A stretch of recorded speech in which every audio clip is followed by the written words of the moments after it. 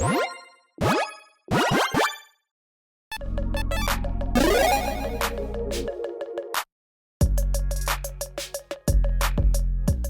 everyone, Mitch coming in from the Creature studio, bright and early.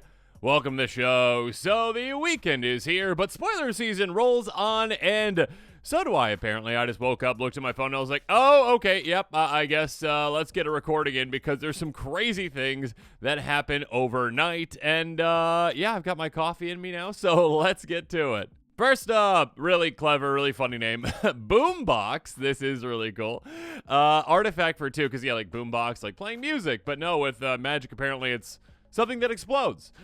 Pay 6, tap, sacrifice, store up to 1 target artifact, up to 1 target creature, and up to 1 target land. This is one of those like really awkward situations in Commander where it's like, hey, yeah, I'm gonna destroy that, you know, artifact, that creature, and then everyone's just like looking at you, and you're like, I guess I have to pick a land, and then everyone's like, well, technically it says up to, so like you shouldn't destroy any of our lands, but like the right play is to destroy someone's land because you might as well get the value out of it. It's got to be a little awkward. How many decks does this go in? I mean, I guess when it comes to like decks that have trouble dealing with actual artifacts or creatures, then yeah, that could definitely consider that because it is colorless. So like, I guess mono black comes to mind when it comes to destroying artifacts, but like other than that, I mean, artifact specific sacrifice decks maybe. Interesting though. Next up, full steam ahead. Sorcery for 5 mana in green. Until end of turn, each creature you control gets +2/+2 and gains trample, and this creature can't be blocked by more than 1 creature. It's interesting how we keep getting like these different like overrun adjacent type effects where they usually are worse when it comes to like the amount of power you're getting. Yeah, but I mean, only being able to be blocked by 1 creature each does solve an issue when it comes to like just getting, you know, chump blocked essentially by a lot of things. I mean, your creatures have trample, but like just you can only be blocked by 1 thing at a time, so you can get a good amount of damage through with this. Is this better than Overrun? I'd say probably not for the majority of decks out there, but still an interesting one. Yeah, and if you're playing against a bunch of token decks, this can definitely be better. Next up, Hollow Marauder. That's some cool art. A 4/2 Spectre Rogue. Spectre. What's the difference between like a Spectre and a Spirit? We get all of those distinctions, and I'm just going to keep hammering this home, but Wizards, we can't have pigs versus boars. Anyways, for 6 and a black. Cost 1 less gas for each creature card in your graveyard, so this can cost as low as just 1, or a black man, I should say. Flying, enters the battlefield, any number of target opponents each discard a card. For each of those opponents who didn't discard a card with mana value 4 or greater, draw a card. I mean, you're going to be choosing each opponent, right? You're not going to be like, hey, no, you get out of this scot-free unless they make, you know, a deal with you. But yeah, you can get a lot of value out of this. I mean, for a deck that maybe is self-mill, that can get a good amount of creatures in it, that could be a decent card again. Basically, a 1 mana, potentially 4/2 flyer that forces opponents to discard cards. And again, if they didn't discard a big card, you draw a card. So it's kind of like, what is it, Siphon Mind-ish? So yeah, this actually could see some play. I mean, outside of like Spectre decks, which aren't probably a thing, and Rogue decks, which are a thing. Next up, Nurturing Pixie. We keep getting these, and low the ground, like, you know, evasive creature decks keep getting better and better and better. A 1/1 fairy rogue for a single white mana, flying with an adorable little cactus baby in the picture. Enters the battlefield, trip to 1 target, non-fairy, non-land permanent you control to its owner's hand. If a permanent is returned this way, put a counter on Nurturing Pixie. So this can be utilized in a couple of different ways. Essentially, I mean, just a low to the ground again, and it's up to 1, so you don't have to, which is nice, giving you the option. But having a low-to-the-ground 1/1 flyer, again, for those flying men-type decks, essentially, like the decks that are like, hey, 1 mana, evasive creatures. Yeah, this is going to fit into those decks very, very, very well. We keep getting more and more and more of those. Can fit into fairy decks, obviously, rogue decks as well. But also decks that maybe have creatures that they want to get back into their hand, or I should say, again, non-land permanents. So any non-land permanent you want to get back in your hand so you can replay it, again, for its ETB or cast trigger or whatnot, that's definitely something to consider because it's like a 1 mana bounce spell as well, and also becomes a 2/2 flyer then at that point. So it's a pretty interesting card. Again, we're starting to get different variations of just like, you know, the standard 1/1 flyer. Now we're getting 1/1 flyers plus lifelink, 1/1 flyers plus these kind of cool effects. So interesting. Next up, Obeka, Splitter of Seconds. Eddie was super excited about this one. A 2/5 Ogre Warlock with Menace for 4 mana and Grixis.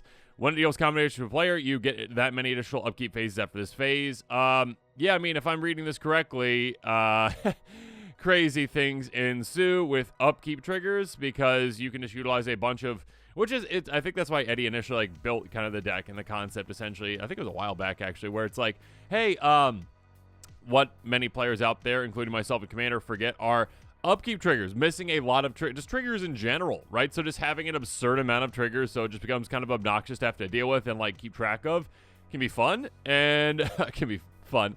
But also, yeah, when you go super heavy into that with this kind of a commander, you're getting not only their upkeep trigger on the regular upkeep, but also like getting this through an opponent's, you are getting additional upkeep triggers. Again, it says that many. When deals counter player, you get that many after this phase. So obviously, if you've got, well, like, I mean, double strike is what really comes to mind for me. You're going to get 2. If you get additional combats doing extra things, yeah, you could do some pretty crazy. I'm sure some infinite shenanigans with this, but at the very least, you're having a bunch of like, I'm thinking of like enchantments typically that are in play that have upkeep triggers on them that can be very powerful and very hard to deal with. And then all of a sudden you're getting that again and again and again and again. You can do some crazy things with this. Yeah, Obeka seems to just be a commander that's always just a very interesting build around, and they've done it again with Obeka. Very cool art. Yeah, I like kind of like punching through time. Basically, I love that. Shattering time. Love it. You're living on borrowed time is the quote. Cool. But yeah, a very cool build. I can see a lot of players being really excited about this one, and potentially, if this is just really, really, really popular, some upkeep trigger cards being very, very, very, expensive. Like Paradox Haze, I think is the card, right? Is that the one that's like you enchant yourself and give yourself an extra upkeep? Anyways, there's a Sphinx that does it too. Anyways, next up, Raucous Entertainer. Did you ever want a plant to be playing a piano? There you go. You got it in Magic now. A 2/2 plant bard, because that's the thing that costs 1 in a green. Pay 1, tap with a +1 counter on each creature you control enter the battlefield this turn. I mean, for +1 counter decks, you definitely could consider this one because 1 mana, I mean, if it was free, that would definitely see more consideration. But, I mean, 1 mana is not too bad. And being able to say, yeah, okay, cool. Like, kind of like there's certain lands that do that, right? There's that one green land that enters the battlefield tapped. You pay a green, you tap, or just tap it? I can't remember. Yeah, but basically being able to get counters on your creatures when they come into play, it can be a great way to start things off for those counter-based strategies. And yeah, I mean, decks like Hamza could definitely consider something like this potentially, I guess. Anyways, next up, Sandstorm Verge, another desert. So we are getting a ton of deserts in the set, which is great. Again, if you got those desert decks out there, cool. You're getting a lot of resources. Tap for colors, pay 3, tap target creature can't block this turn, activate as a sorcery. So you can't utilize this and I don't know why they kind of did this. I mean, is it really that much more powerful if you can do this at instant speed? Like, again, in Commander being like, hey, yeah, do you want to get through on that opponent? I'll make that creature not be able to block. Cool.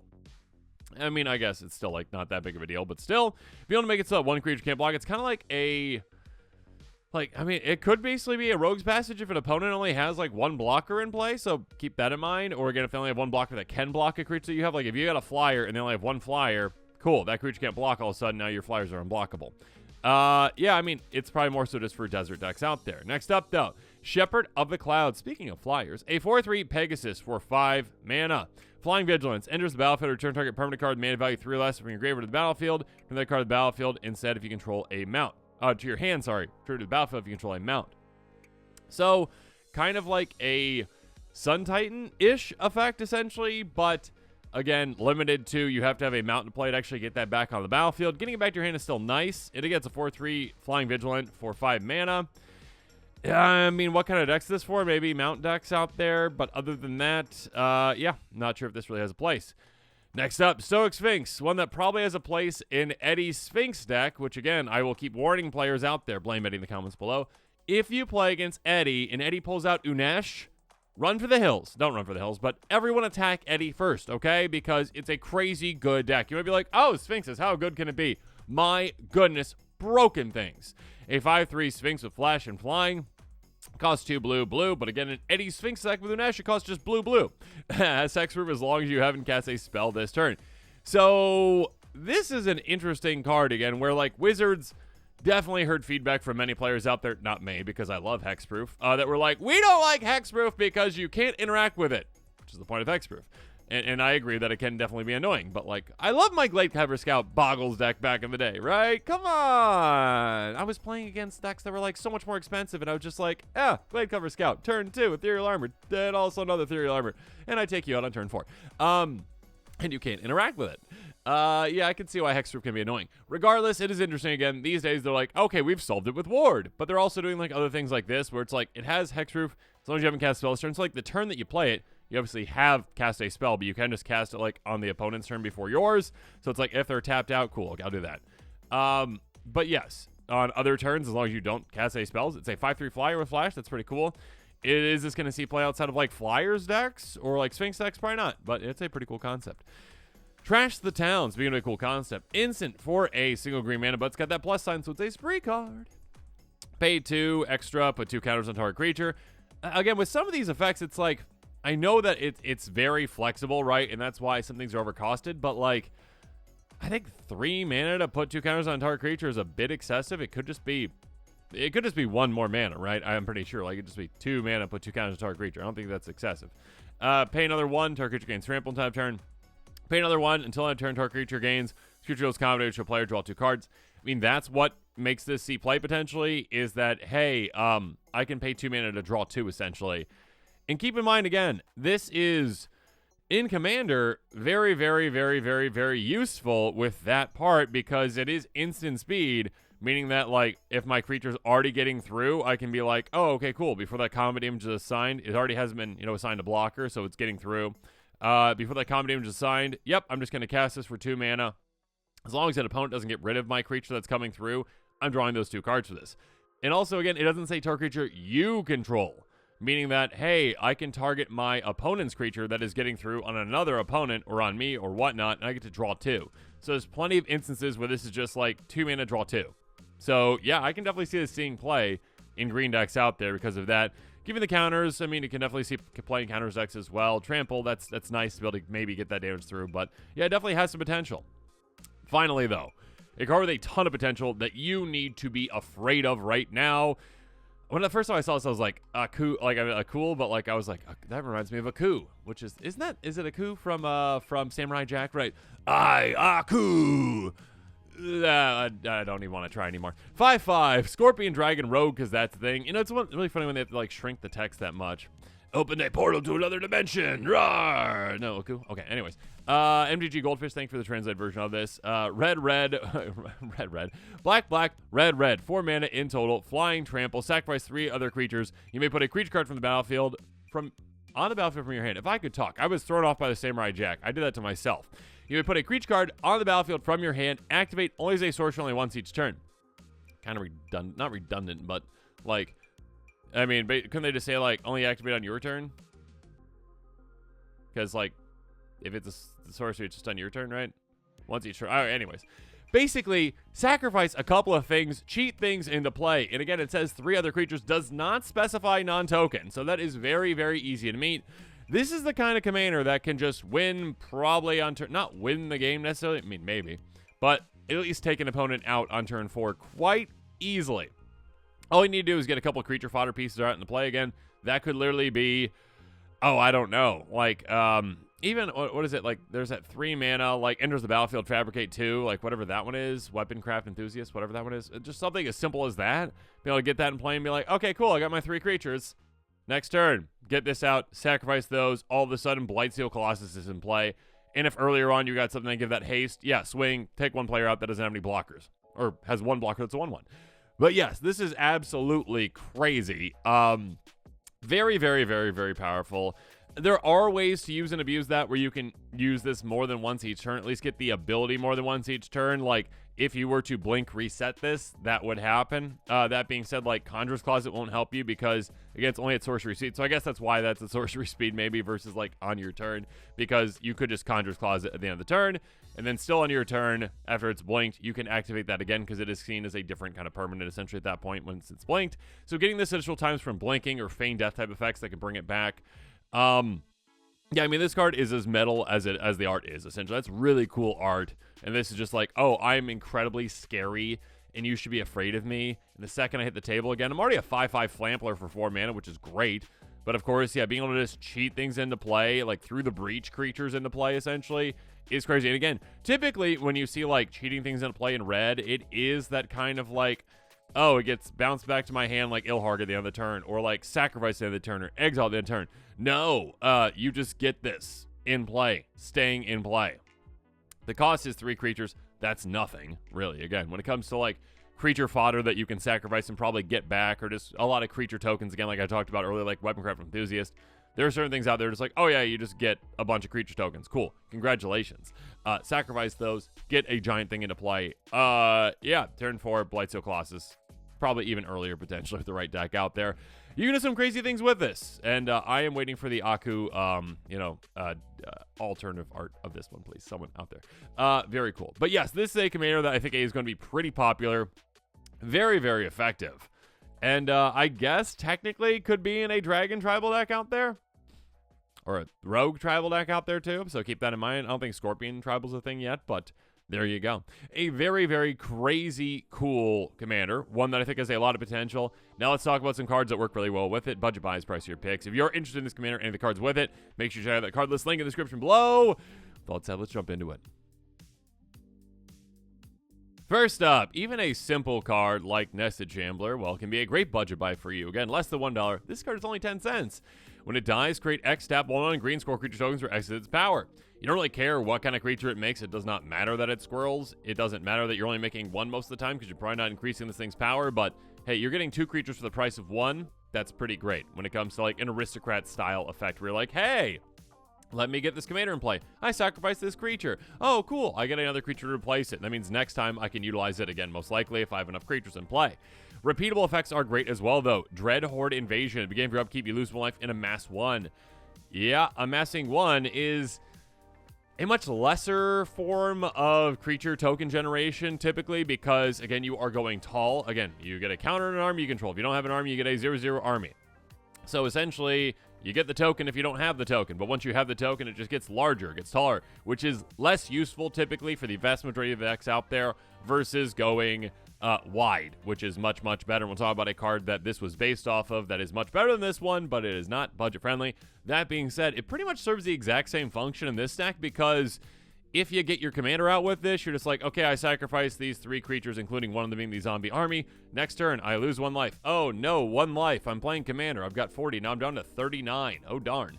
And then you sacrifice that zombie army. Then you sacrifice that zombie army. Basically, every single turn, you're getting a token that you sacrifice so that you can get another token to sacrifice. So, yeah, it doesn't ever really build up tall, which is really what you want. You just want to keep sacrificing tokens. So, 2 mana low to the ground enchantment getting you 1 token per each turn. That is incredible. Speaking of which, Ghoulish Procession. This one has even more potential, potentially, depending on how the game goes. Ghoulish Procession enchantment for 2 mana. Whenever 1 or more non-token creatures die, create 2/2 black zombie creature with decay. This ability triggers only once each turn. You can't get this more than once each turn. That's okay. You also can't get, tokens off of tokens, which is okay too. You can, however, get tokens created off your opponent's creatures dying too. So technically, with each trip around the table, you can get 4 tokens with this. And the fact that they have decay doesn't really matter because they can't block. Oh, darn. They can't attack without being sacrificed. Oh, darn. You care about just sacrificing these to your commanders. So, yeah, this can give you a lot of token generation throughout the game, which can be great. Moving on, Loyal Apprentice. Again, low to the ground, amazing. 2/1 haste. At the beginning of combat your turn, if you control your commander, create a 1/1 Thopter that gains haste. Just basically, again, token generation, repeatable token generation can be amazing for a commander like this, especially low to the ground stuff. So get yourself set up early. Get these things out early, then get your commander out, then cheat something massive out, and have fun from there. Again, if you are the opponent of this commander, you need to be ready, which is going to be tough pretty early to make sure that you can try to deal with things so you can stop your opponent from getting snowballing out very, very quickly. Resummoning Skeleton. This poor Resummoning Skeleton just keeps getting sacrificed coming back. I mean, I guess it's like, sure, okay with it, but it's a skeleton. A 1/1 Skeleton Warrior for 2 mana. Pay 1 to black. Return from grave to the battlefield tapped. It's repeatable creature fodder. It's pretty incredible. Again, being able to just leave, come back, leave, come back.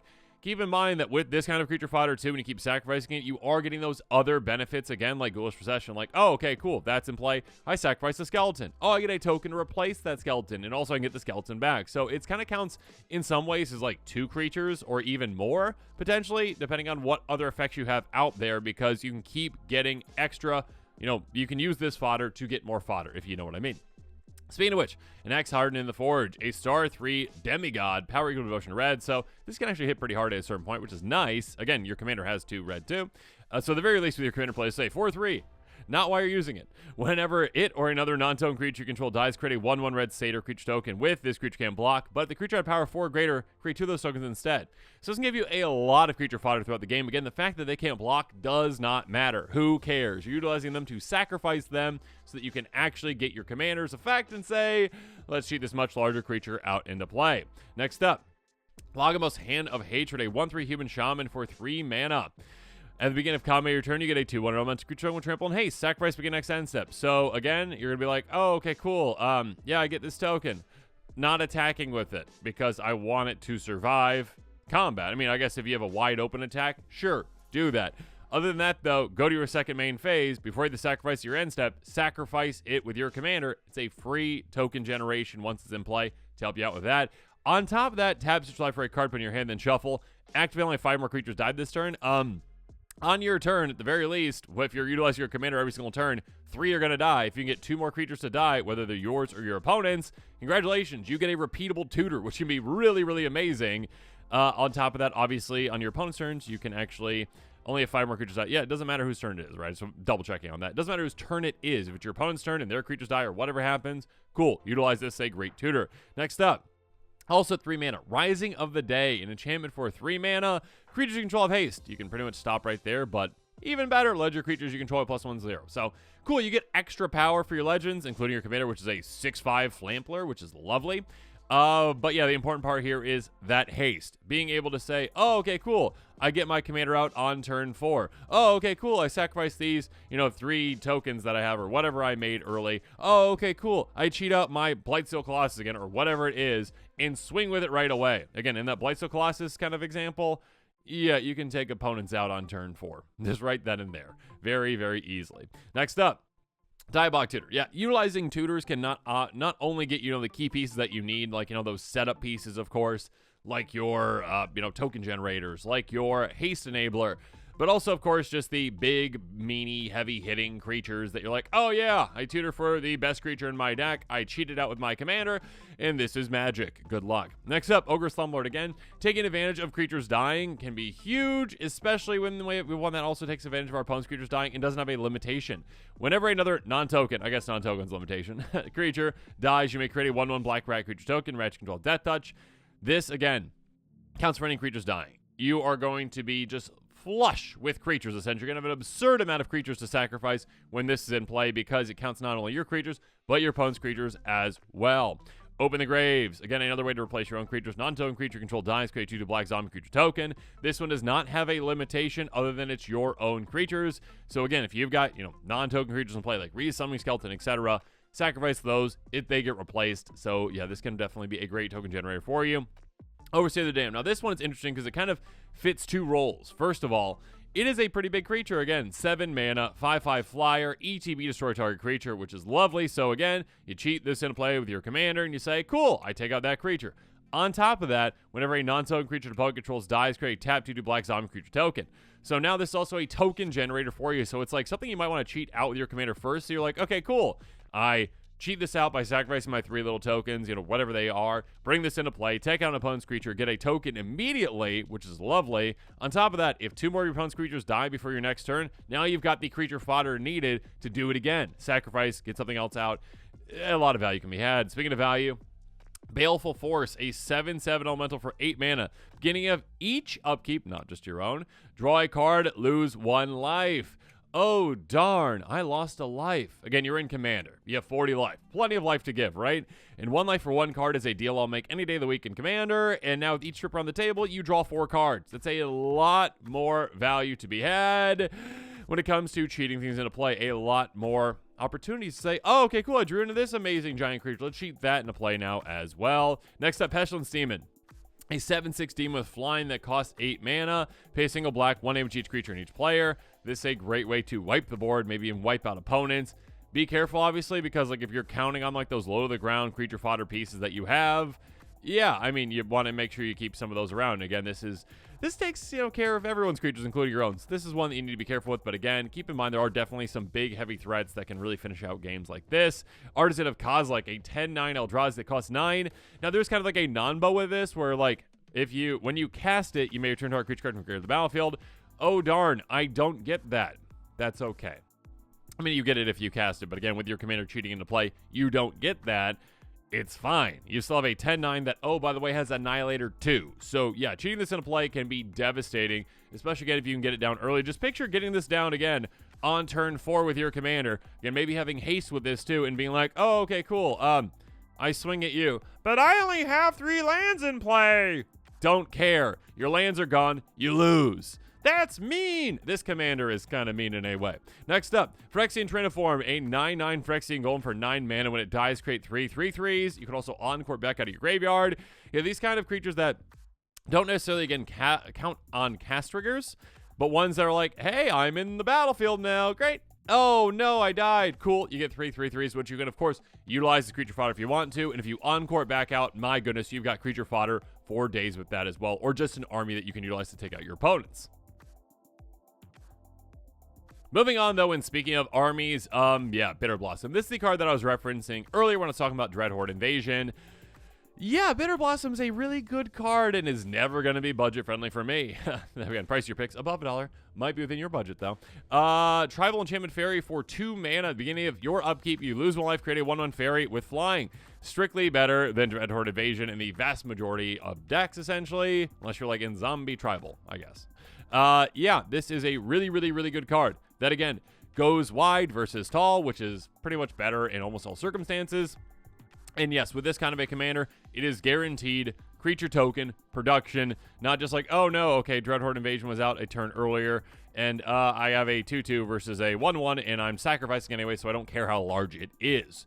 This is just, every single turn you get creature fodder to sacrifice. It makes up for one of the 3 creatures that you need to sacrifice for your commander.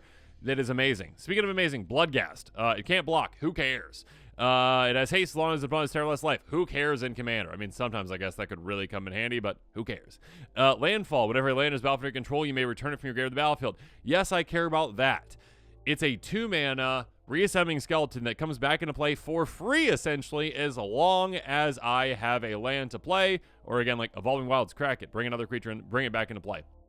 Yeah, being able to just abuse this with Landfall is amazing. Get this back into play. Sacrifice it again as one of your 3 sacrifices to keep getting things out with your commander. That is absolutely huge. Nether Trader, a somewhat similar one to this. 1/1 Spirit that costs 2 mana in black. Haste Shadow. Whenever the creature is put into your grave or from play, you may pay black. If you do, return from grave to play. Yeah, this is one that, like, you're going to be sacrificing creatures because your commander just does that. So you're like, oh, okay, cool. I sacrificed 3 creatures. I guess I'll bring Nether Trader back for a single mana so I can sacrifice it with the next round of creatures I'm going to sacrifice. There's going to be a lot of opportunities to bring this back again and again and again. Kind of like Resummoning Skeleton, but like with a restriction on it, but cheaper to bring back again and again and again. Again, the more of these creature fodder pieces you have, the better. Dawn of the Dead, a way to get things back for free. You ever upkeep, you lose 1 life. It's kind of like a weird, like, build your own Bitter Blossom in a way, but also, like, potentially just for large creatures, too. If you ever upkeep, you lose 1 life. Beginning of your upkeep, you may return target creature card from your grave to play. That creature gains haste at the end until end of turn. Remove it from the game. Exile it at the end of the turn. You're never going to let it get to that point. Okay, so here's what you're going to do. All right, again, you cheat out whatever you need out of your graveyard. Again, it could be just a creature that's creature fodder for you, or it could be something massive that you cheated to play earlier that got dealt with. Congratulations, you've got it back. Oh no, I lose a life in my upkeep. Who cares? Oh darn, it's going to get exiled at the end of the turn. No, it's not. Utilize it in combat, whatever you need to do. Again, if it's a big creature, cool. Utilize it in combat. Second main phase, with your commander, sacrifice that plus 2 other pieces of creature fodder. All of a sudden, cool. Cheat something else out of your hand into play. This is back in your graveyard now, so it never gets exiled because it gets around that, which is lovely. Bring it back into play next turn. Again, this can be a really good way to use it. If you use ETBs, Death Triggers, etc., make sure you're using it properly. Next up, Illusionist Bracers. Incredibly easy to utilize properly. Just outside of my budget, too. $1.01. Equipment for 2 mana, equip 3. Whenever an ability of equipped creature is activated, if it isn't a mana ability, copy that ability. Choose targets to the copy. Basically, your commander gives you 2 creatures to cheat into play instead of 1.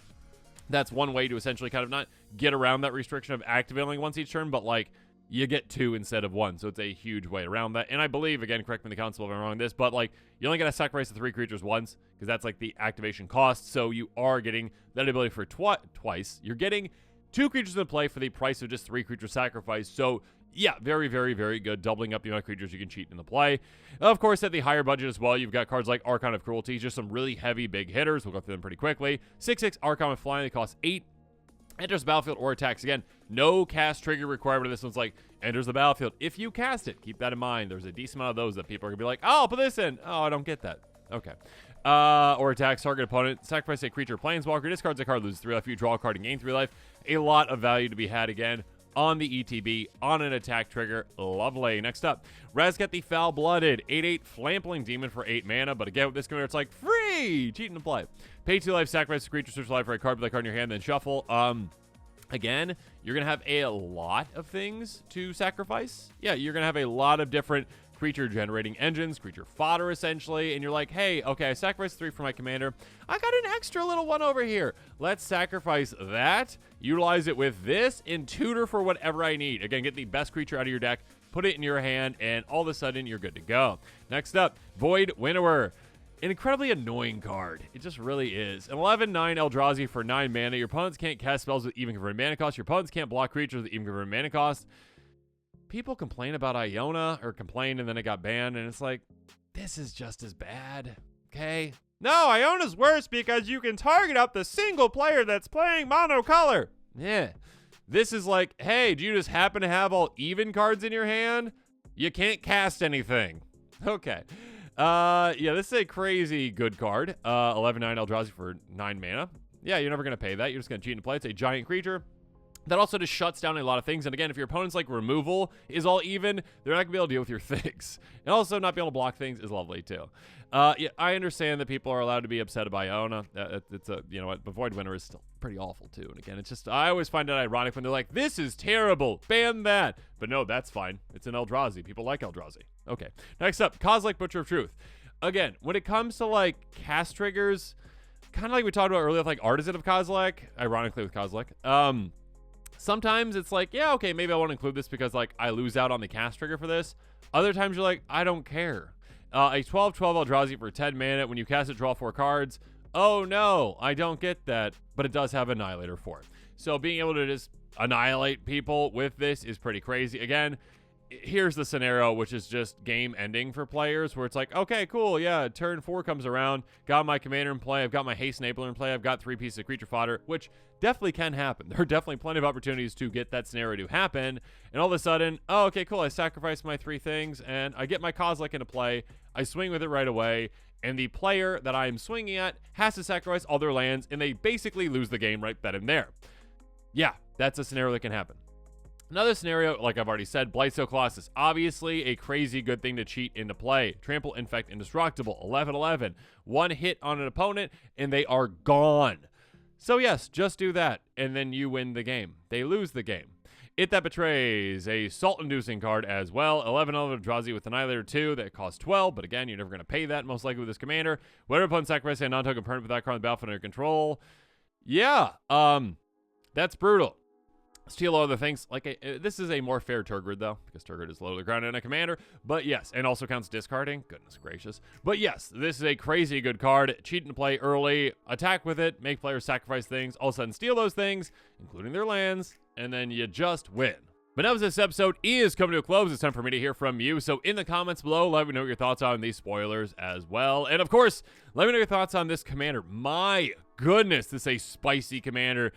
That can be pretty brutal. Again, this is a commander that can just be like really early, if not stopped. You just take out an opponent out of nowhere. And then there's going to be some players that feel bad because you attack them with an Eldrazi that had Annihilator 4, and they have no more lands. Or you just Blightsteel Colossus them out right away. And the game's already over for them, and they've only played 3 turns, and all they did was play 3 lands.